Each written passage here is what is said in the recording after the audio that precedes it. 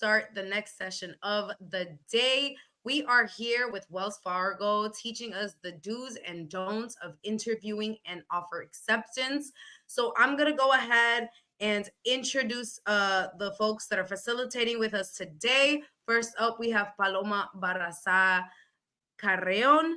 Paloma is a university recruiter at Wells Fargo supporting the Early Careers Technology program. She has been with Wells Fargo's for 20 years and has spent 17 of them in recruiting. Sarah Hester is a university recruiter at Wells Fargo supporting the analytics data organization. She has been in the early talent space for 10 years and is most passionate about equipping all students with the skills and information they need to navigate the recruiting system and land their dream opportunity. While she has recruited for a wide range of roles over the years, her current business group focuses on students who enjoy diving into data and dashboards. Oh, yes, this sounds so juicy. Y'all, please give a warm welcome to both Sarah and Paloma in the chat, as well as the emojis. Come on, give it up for them. Give it up for them. Take it away. Hello, everyone. Happy Friday. So excited to be here with you all. My name is Sarah Hester. I'm here with my coworker, Paloma, and we are excited to dive into the do's and don'ts of your interviews and offers, how to be sharp during this entire process. Paloma, why don't you say hello as well? Hi, everyone. So I do apologize that I am not on camera. Unfortunately, what you will find out if you do get employed with Wells Fargo is that we have very severe firewalls and it does not allow us for certain platforms to get on. Otherwise, you would be able to see my cheery face. And as Michelle introduced that I've been with Wells Fargo for 20 years, I would like to call out a fun fact that today is officially my 20-year anniversary. So today is the day that marks the, started on the stagecoach back in the day. So excited to be here with my colleague and cube mate, Sarah Hester, since we do sit in the same office when we're both in the same state. But very excited to, present to y'all and see what questions you're going to have at the end. Awesome. Well, we will go ahead and dive in because we want to get this information to you. Feel free to ask questions. We've got people monitoring the chat. You all know the drill. So we'll just dive in. And there we go. You already know us. My name's Sarah. We got Paloma here. And we're going to start out with a little bit before the interview. A few ways to prepare really is to make a strategy going into your interviews. And this can be for all interviews. It doesn't necessarily need to be super specific towards companies. Although when you do get to those final round interviews, it's great to really strategize how you can tap into some specifics for each role and company that you're interviewing for. And so as you head into this interviewing season, start to think about your strengths. What are those things that you have just nailed, those projects, that internship moment, some really big highlights of your career? Leverage those pieces that you've put on your resume. You really want to quantify those results. So using numbers and being really able to say, this was the impact that I had. And so as you think about your past experience, you think about those pieces that you want to highlight on your resume and your interview. There'll be those big moments, those big wins that really show that you understood the assignment, whether that be in an internship, project, a passion project, that you understood what you were doing, the technologies that you used, and the impact that you made. Hopefully you've got some numbers around that and can really be able to say, this is how I move the needle. And that will really allow you to present your value proposition, not only on your resume, but in that interview as well. So being able to highlight and list your strengths and accomplishment is step number one as you're entering into these interviews. Next, you're really going to be approaching two different types of interviews. You probably will have some sort of technical interview along the way, whether that is a straight coding interview, some sort of design interview, maybe like a take-home assignment, or it could be some sort of like talking about a technical project that you've done. But there will be technical aspects, and so And then the other side of that is you've got the soft skills. And those are going to be that behavioral interviewing that hopefully you all have heard about, where you look back into your past experience to talk about how you will handle future experiences. So you can pull from your projects, coursework, any like organizations you've been a part of. Maybe it's something that you've done within Color Stack. Maybe it's something that you did within an internship or a passion project, but you can pull from all of those to work through these technical and behavioral interview questions. I think one misnomer about interviews is it doesn't have to be a formal work experience example. It can come, those examples and those pieces that you talk about within interviews can come from a variety of experiences, and that's totally fine. That actually shows that you're able to, as you diversify your experience, pull all of that together to progress you forward into your next role. Another piece that we're probably going to talk about several times today is practice. Interviewing is a skill and it is a hard skill. I know I still struggle with interviewing. I practice every time I go into an interview cycle when I look for new roles. So practice, practice, practice. Couple things that I do is I actually have a Google Doc of all the kind of behavioral questions or maybe technical questions that I've been asked over the years, and I write out my answers. We're going to talk about this a little bit later, but I actually keep all those answers so that way, one, I don't have to reinvent the wheel every single time I go into an interview cycle. I'm already prepared with some of that information. And two, it helps me to organize my thoughts. When I'm able to write it down and know what I'm going to say, I go into that interview with my brain prepared to just recall that information. And it allows you in a time where there's a lot of nerves and a lot of uncertainty to have peace in knowing I know which projects I want to talk about, and I know how I'm going to answer some of these questions. So practice, practice, practice. But now that you're in the interview, let's talk about a few of those do's and don'ts. We'll start with the do's, and some of these might seem kind of basic or might seem like no brainers. But let me tell you, there have been times in my life that I have forgotten these and it's come back to bite me. So starting at the bottom, there is, the reality is we need to physically be ready for interviews, whether that's in person or virtual. It's great to arrive 5 to 10 minutes early at least. For virtual, probably closer to the 5. In person, it's great to arrive 15 minutes early. That allows you to really figure out logistics, to feel confident in where you are, to settle in, get a bearing of your surroundings. For virtual, that means clicking that link, making sure your camera works, making sure that your microphone works. I was just backstage and said, how do I put on a background? How do I adjust things? So taking a few minutes to be prepared so that as soon as you hit that interview, you can just focus on the interview and aren't scrambling and then have that stress response right as you're already going into a stressful situation. So be early. The other piece is dress professional. And sometimes in interviews, it's okay to dress up a little bit more. A collared shirt, a button up shirt, a suit. All of those things are great. It puts your best foot forward. It shows that you're taking this seriously as a professional entering the industry. And while you do want to bring your genuine self to work, a best piece of advice that I've heard is leave room for possibility. And so while you may be like a casual person, which is totally fine, and there's space for that in the workplace, you don't know who you're meeting in this interview. And you want to set the best impression possible. And so we encourage everyone to dress professionally.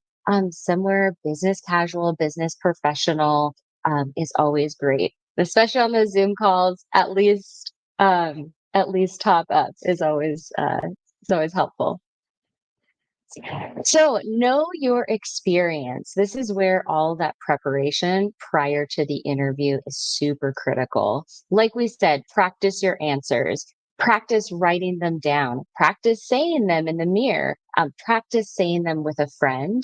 There are times when I thought I knew my experience and I thought, oh, I know this project backwards and forwards. And I tried to talk about it and it got all jumbled. I was all over the place. It was hard to tell what my impact was. And so, again, writing it down in those structured, thoughtful manners will really help your brain organize and easily recall that information. Another tip that we don't talk about a lot, but be prepared to speak to what is on your resume. This seems like a no brainer, but sometimes we write resumes and interview like 6 months later. And we're like, wait, what project are you referencing? What did I say on there? And so before an interview or before your interviewing season, just remind yourself what was on that resume. What are those great pieces that I put down? What were the clubs that I put down, or the awards, or the classes? All that an interviewer knows about you, and the only information they have is what's on that resume. And anything on your resume is fair game for them to ask about. Typically, the interviewer has like plenty of questions and they're going to be fairly structured, and you'll just be going through and being able to choose what kind of answers you want to give. So you don't necessarily have to talk about everything on your resume. But I've been in interviews before where they were looking at it and said, oh, tell me. And it was something at the very bottom. And I was like, oh, that was a while ago. Like, do I remember that? So just remember, anything on your resume is fair game, and just be refreshed on the information that's on there. Do a little bit of research. So we're going to talk about this in the next couple slides, but it's always great to research the company. Have some framework for who you're talking to, the environment you're talking about. Um, that will make you come across as such an informed professional. Even just being able to reference some news articles or the values or the mission statement, those things can really elevate your answers. Doesn't have to take a lot of time, and we'll go through that here in just a moment. But it can really elevate your interview and come off very strongly. It can make you a much stronger candidate. Another piece, which I know is difficult these days because of how quickly roles get posted and taken down, but it's great to also be able to review the job description. We're going to go through a few questions later in this presentation, but one thing you don't want to ask in an interview is, what does this role do? That was in the job description. Why do you not know what role you applied to? I mean, I know you're applying to thousands of roles, but one great tip is, if you're able to, prior to the interview, ask the recruiter for a copy of the job description to help you be most informed about what this role is looking for. That can help you create questions that aren't duplicate of information you could have researched on your own.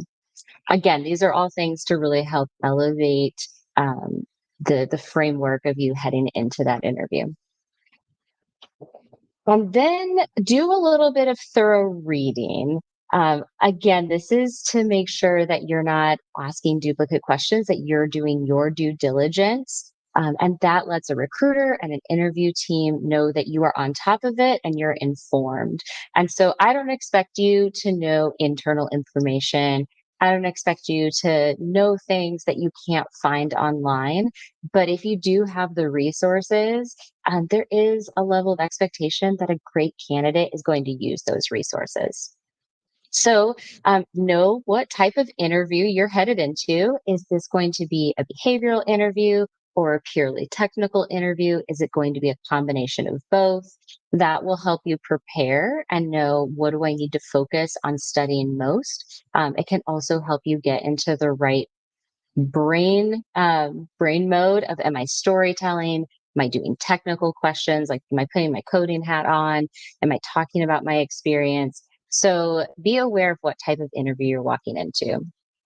And then read the emails from your recruiter thoroughly. We recruiters try and communicate as much as we can. Some companies do more prep than others. That's not something most people can control, you, the candidate, or me as the recruiter. Sometimes I'm limited on what I can share. But if something has been communicated, it's great to read those through. And a lot of times I get questions from candidates, and I'm like, did you read the email? It's all in there. So just make sure that you're really paying attention to the information the recruiter communicates. If something arises, maybe you have a technical issue, an emergency comes up, your internet goes out, communicate as quickly as possible with your recruiter. We want to work with you and we want you to be set up for success in the best way possible. But if you aren't communicating with us, then we don't know what's going on. So keep in touch with your recruiter. We don't want to be scary people. Let us know what's going on. We'll work with you to help. A couple things when you're thinking about how you're talking within the interview, think about that professionalism. One thing I always encourage people is to be honest. There's a lot of conversation about overinflating your resume or making yourself look the best or never sharing weaknesses. But I encourage people be honest in interviews. You can tell when somebody's like making things up, when they're not being truthful. And an interviewer can tell too. And so there are ways to speak professionally about your experiences, whether sometimes we get into negative situations and those can be turned into positives, and it's totally fine. But we do need to give an honest reflection of our background. And then the last couple of things is one thing that's super helpful, especially virtually, is to maintain eye contact as much as possible. Don't just like stare straight at the interviewer. That's going to get weird. You're going to be uncomfortable. They're going to be uncomfortable. But having a normal conversation where you make eye contact, you look around a little bit, but that can really help build a connection with another person. Last couple of things. Feel free to ask questions of the interviewer. This we're going to touch on here in a few minutes. And then a big one is be clear and concise. And I think doing that prep work will really help you. So as we get into the don'ts, again, in that physically be ready bucket, don't have distractions. Silence your cell phone. Make sure your roommate's not in the room. Don't sit in the lunchroom and try and take a call. Like make sure that you are in a space where you can fully focus. Maybe you have to close the door or arrange to go somewhere, but you want to limit distractions and put yourself in the best possible position so that you can really focus on all those great things that you've prepared. In that professionalism bucket, don't speak negatively about past employers or groups. This doesn't mean that you can't speak fairly to what this happened in the situation. So if there was something that happened that was a negative situation, you made a mistake, another group made a mistake, a fight broke out, you can talk about that in a way that doesn't just negatively reflect and like complain and grumble about your past employer. All that's going to do is look poorly on you. And so you want to have that positive reflection. And then for those questions, one thing, if you have multiple interviewers, so say you have like 3 rounds, don't ask every interviewer the same question. I would say have 2 to 3 questions prepared per person that you're speaking to. That's a lot. We'll give you some ideas, but don't ask everybody the same question. Most teams will debrief after and we'll say, what questions did they have for you? And so it'll kind of come out. And I think it shows that you kind of took the easy way out.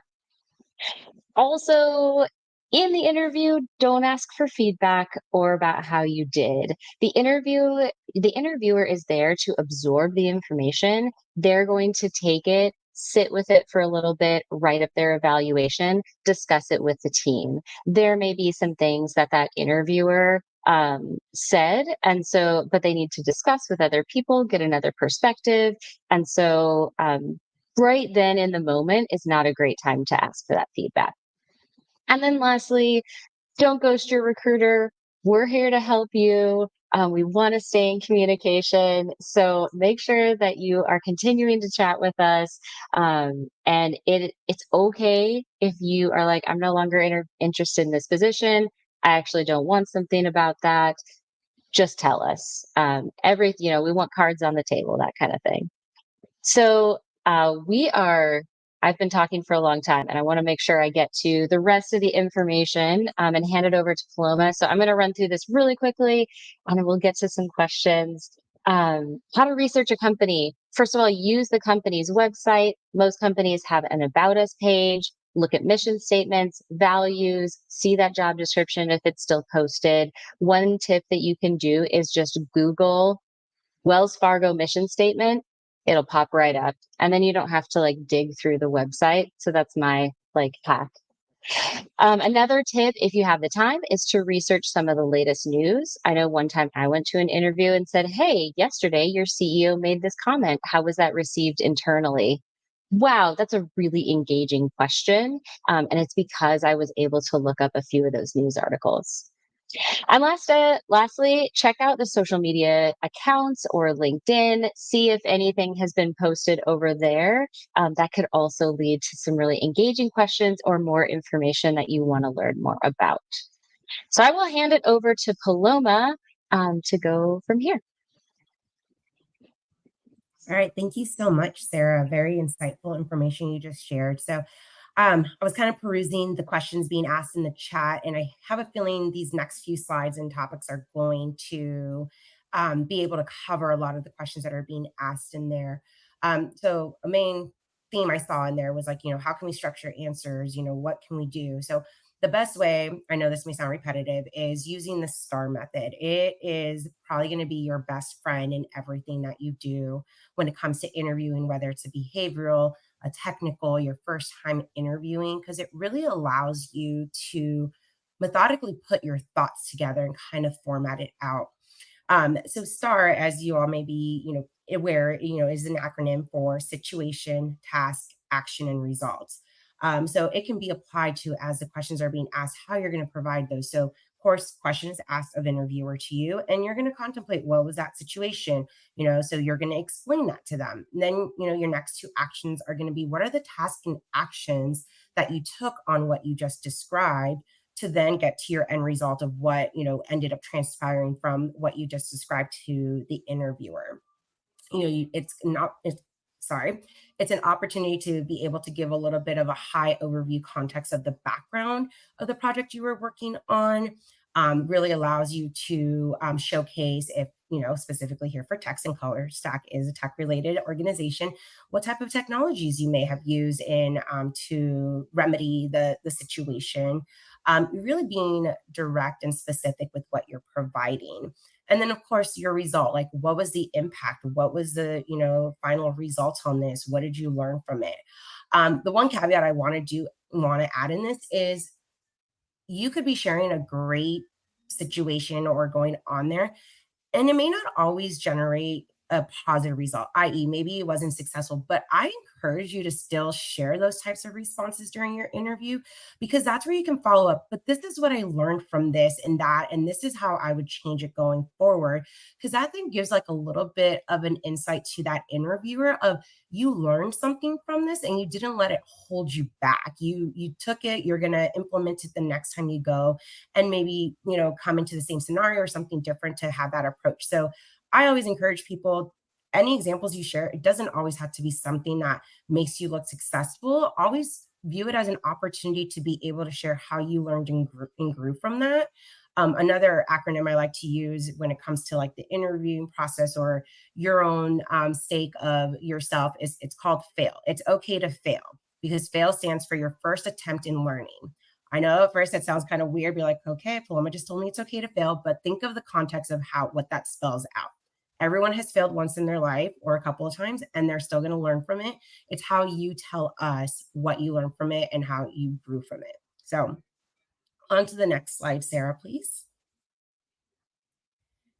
This is another great part in interviews. Like, how do I elevate my questions? How do I make my questions stand out from just the, generalized one?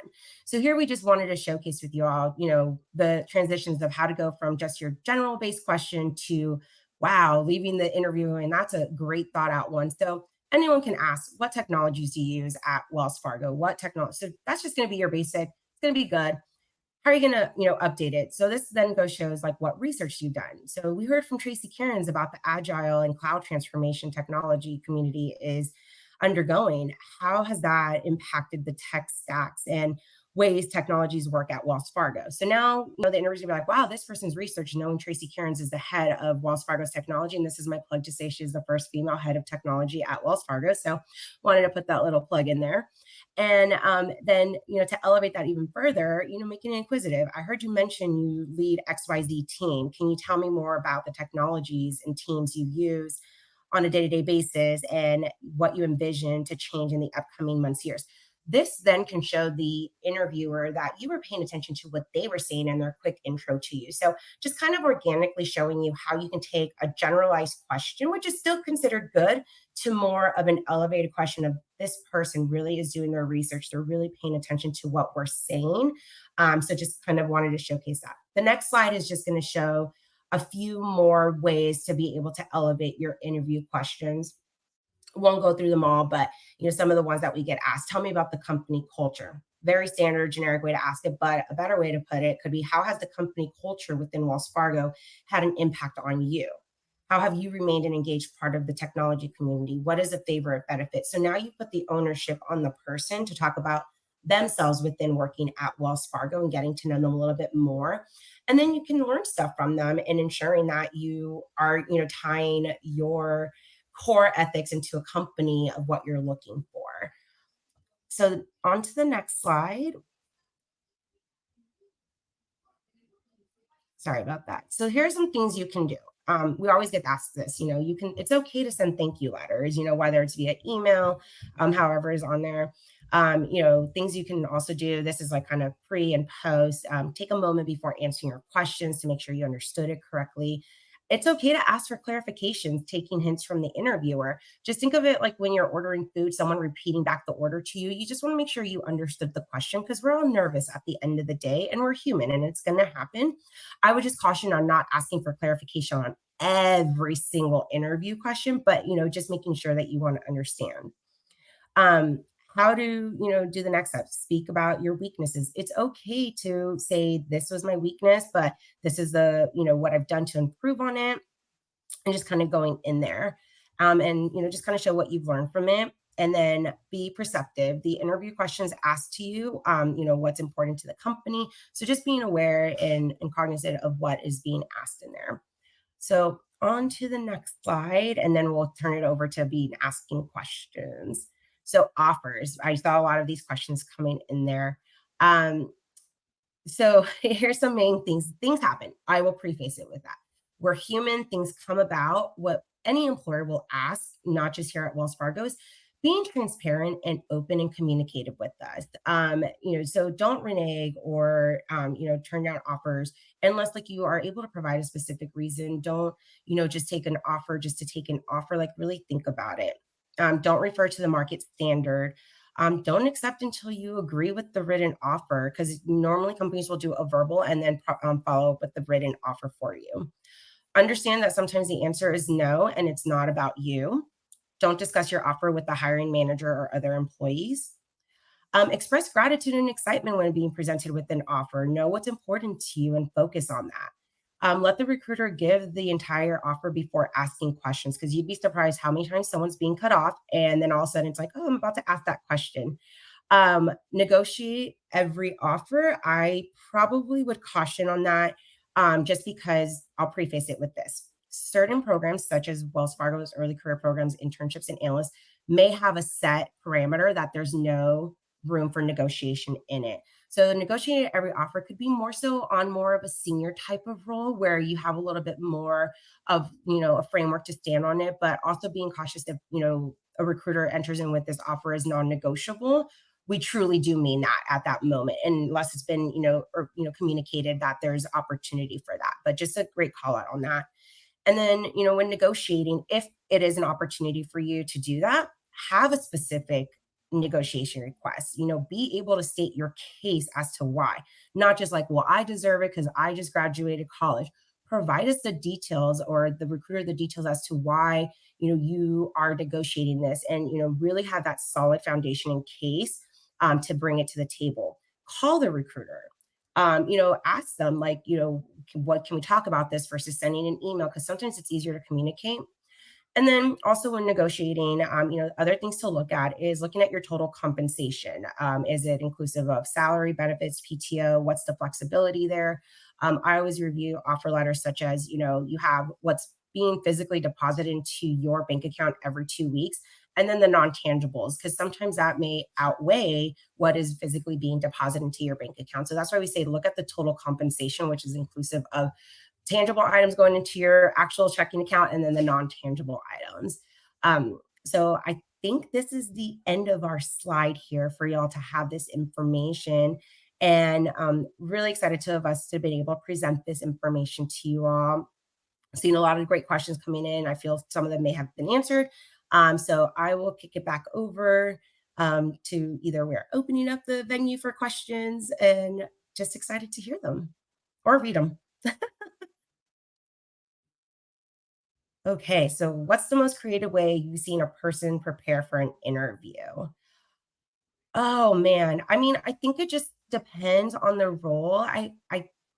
I'll be honest with you, and I know this will sound interesting to say in the 20 years. I really can't think of the most creative way in my personal experience of someone, that they prepared for an interview, or if they had, they never shared it with me. Because trust me, I am an open book, and I would have had that ready and decked up for you all. I don't know if Sarah maybe has an example, but I unfortunately don't have one in my vault of like all the experiences in the past 20 years. I kind of like a sport or any other skill, practice. Like a lot of these things are just skills that we don't use every day, and it just takes practice to be good at them. I don't think you need to do anything wild and crazy or never thought of before. Like everyone's heard of the STAR method because it works and it helps you present it in an organized way. If you're like a software developer, you like doing practice interviews on HackerRank or other platforms. If you're like a designer, getting like your website together, like just doing those things is a reason why everybody does them, because they work. So I don't know if there needs to be anything super innovative. I think that elevating your questions can take you into a really engaged interviewee and a really engaged candidate. But preparing, I don't know if there's something I've really heard of that's that out of the box. Great, Tiffany, you have a question for us? Can new grads negotiate offers? Okay, so this is where there's there's a couple of different things to consider. Like Paloma said, some programs, the offer is the offer. Everyone gets the same offer. The program gives everyone the same offer. Everyone comes in at the same salary, same benefits. The offer is the offer. And that is non negotiable. And that's not the recruiter. That's just the way the program is designed. And so, in that sense, if the recruiter says the offer is a standard offer, and there is no negotiating, then that's the answer. And it's not about you. Like it has nothing to do with who you are or anything. It's about this is what the company has done. Other companies don't necessarily have standard offers. Maybe it's more like a senior role where you have a salary range, and maybe there are different areas that you can negotiate. I used to say that there are three toggles within some companies. There's your salary. There is the sign-on bonus or an annual bonus, and then there is the equity piece. And I always encourage people pull one lever. So really understand what's most important to you. Is it that annual salary? Do you want more equity? Or do you want a larger sign-on bonus? All are great options, but you can't ask for everything. like, like we set the offer to what it is because that's what we budgeted. And so pick what's important to you. One reason why I encourage people to negotiate every offer is because negotiating is a skill. It's not even one that I've been successful at every single time because I use it once every few years. Like, how often do you negotiate your salary? Only when you get a new job. And so I say practice. Like, I've had interns be like, can I practice negotiating the salary? And I'm like, great. It's non negotiable, but practice. Give me your pitch. So go ahead, like, try it out. Practice that skill, like, see what you can do. Worst case, the answer is no. And again, it's not about you. A lot of times it's about the company and the guidelines that have been set. So, um, that's kind of my perspective on it. Sarah, great call out on that part of, practicing, because I know that was out there like negotiate every offer. So I really love that you elaborate on that. And the one other thing I do want to add for everyone in regards to the salary ranges that a company may come with if we set it to set stone, we have a plethora of our marketing experts out there reviewing what the market trends are to be able to put together the best compensation package for that role and responsibility. And again, why you may hear from companies that for an internship or a first year developmental program, it's a non negotiable salary because we have done our homework to be able to provide the best compensation package available for that role. And also it could, and also taking into consideration the market area it's in as well, because we know some areas may be higher due to cost of living. So that's where there could be a little variance, but just trust that companies are doing their homework to ensure that the best salary is being presented to their future employees.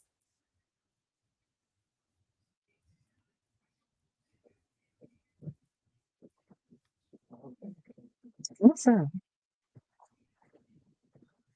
Yes, thank you so much, y'all. Give it up to Paloma and Sarah. Thank you so much for sharing with us, for getting in there and letting us know what people should, how to respect folks, how to make sure you're keeping your best foot forward. So thank you so much, both of you.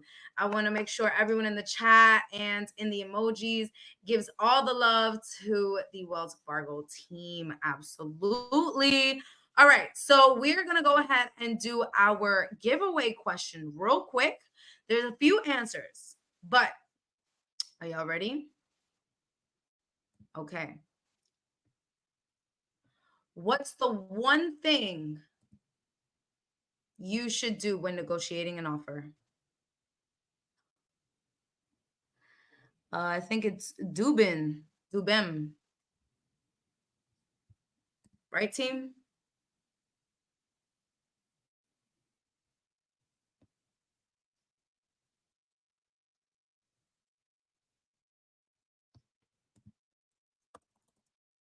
Awesome, Duben. All right. Thank you so much, y'all. We are gonna go ahead and continue this Fam Friday. We're gonna go ahead and continue into a 15 minutes of roundtables in the lounge space. Join us at 3:15 to hear your from Charles Carr the third from Fidelity Investments for all things resumes. All right, y'all. Well, I'll see you then.